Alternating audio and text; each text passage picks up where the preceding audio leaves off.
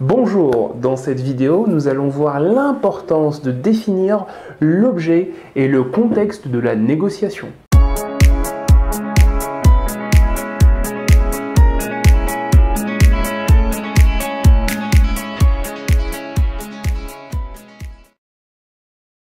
La première question à se poser avant de commencer la négociation est quels sont les points sur lesquels va porter la négociation?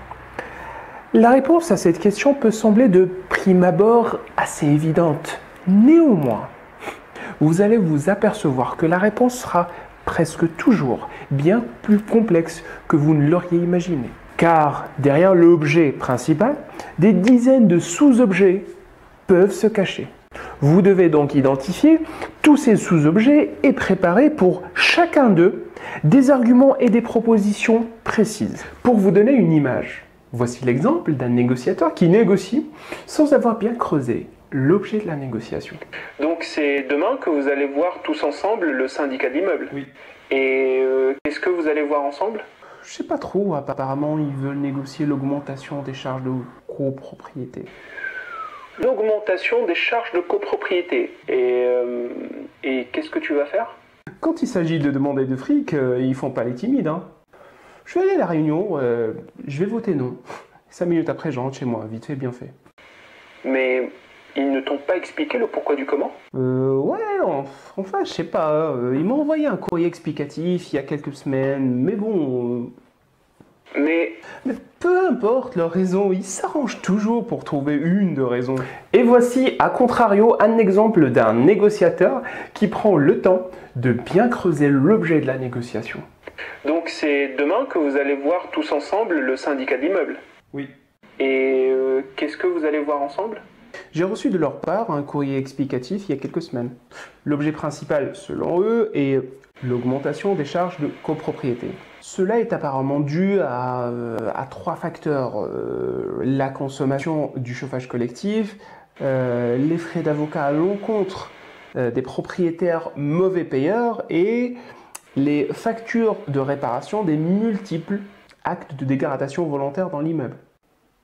Tout cela conduit fatalement, selon eux, à l'augmentation des charges de copropriété, afin d'équilibrer les recettes et les dépenses. On dirait que tu as un autre avis sur le sujet, je me trompe? Je pense que l'objet annoncé n'est pas l'objet réel de la négociation de demain. C'est-à-dire?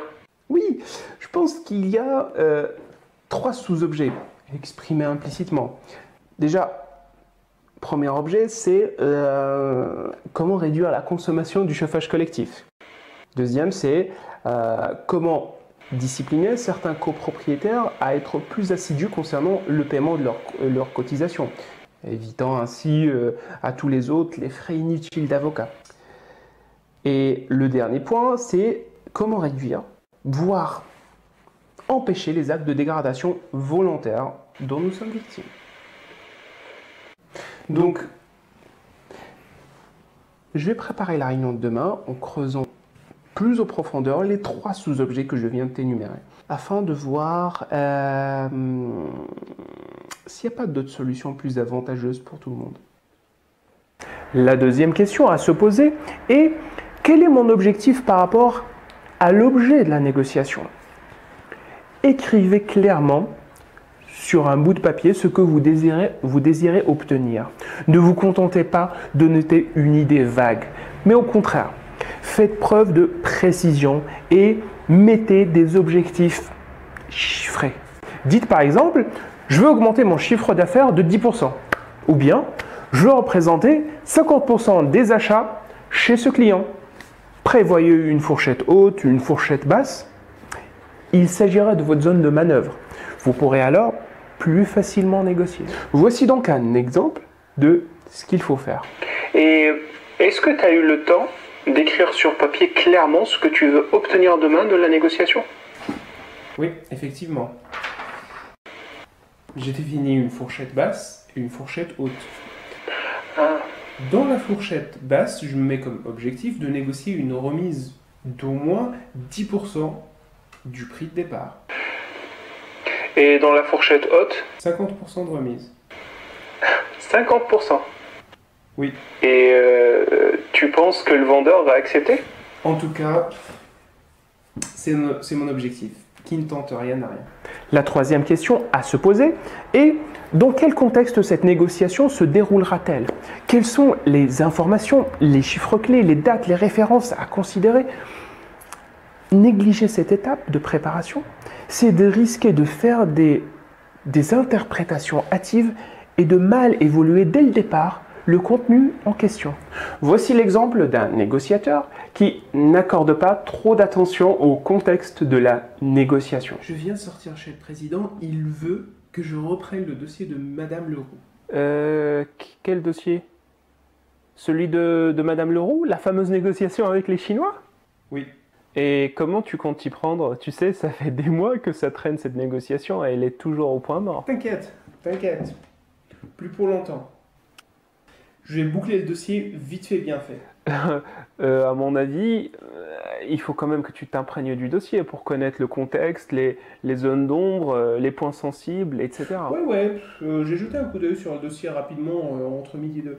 Entre midi et deux? Ouais, c'est un dossier fastoche.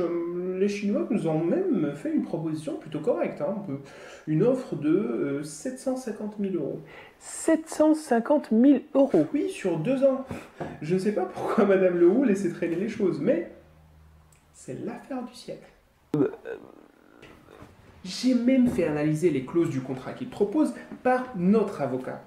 Et rien à dire, pas de vis cachée, pas de coup tordu, rien.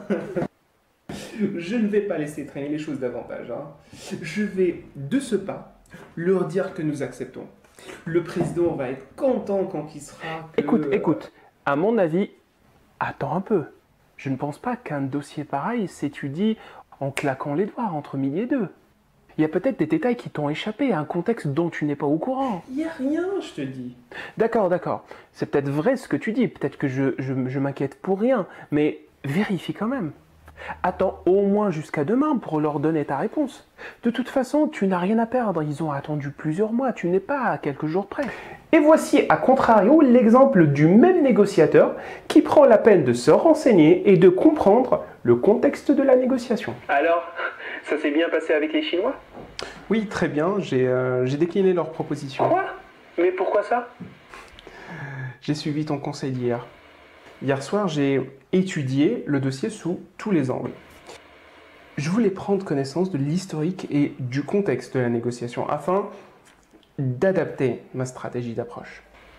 Et accepter leur proposition aurait été une grave erreur. À ce point-là?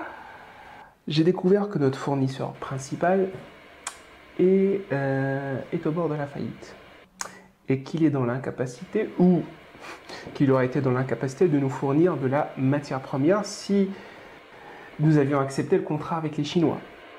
Cela nous aurait probablement mis dans une situation très délicate vis-à-vis du planning et de l'avancement des travaux. Et nous aurions probablement été contraints de payer aux Chinois des pénalités exorbitantes de retard. C'est pour ça que Madame Leroux laissait traîner la négociation. Elle voulait d'abord trouver un fournisseur fiable avant de se lancer avec les Chinois. J'ai failli faire la plus grosse erreur de ma carrière. Eh ben, tu t'en rends compte maintenant de la nécessité de bien connaître le contexte d'une négociation. Merci d'avoir suivi cette vidéo. Si ce que je vous ai présenté vous a plu, n'hésitez pas à le mettre en pratique, à mettre en pratique le ou les conseils qui vous ont semblé les plus pertinents. Et sinon, si vous avez quelques points d'amélioration à me proposer ou des critiques constructives, n'hésitez pas à me les laisser en commentaire. D'ici là, je vous dis à très bientôt avec une nouvelle vidéo.